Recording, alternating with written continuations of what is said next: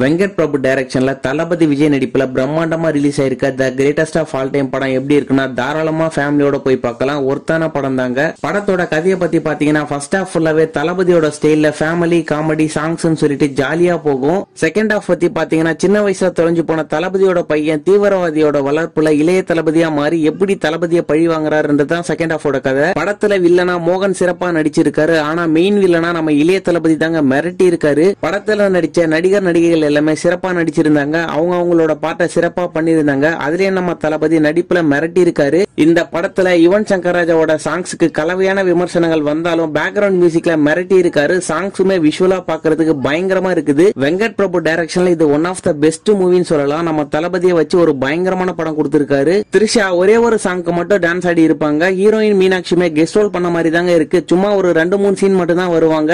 யோகி பாபு, லைலா, பிரேம்ஜி எல்லாமே சும்மா 1-2 சீன் மட்டும் தான் வருவாங்க. ஓவராலா இந்த படம் எப்படி இருக்குன்னா தாராளமா தியேட்டர்ல ஃபேமிலியோட போய் பார்க்கலாம். ஒருத்தான படம் தாங்க. இந்த கிரேட்டஸ்ட் ஆஃப் ஆல் டைம் படத்தோட ரிவ்யூ உங்களுக்கு பிடிச்சிருந்தா இந்த வீடியோக்கு ஒரு லைக்கா போட்டு விட்டுருங்க.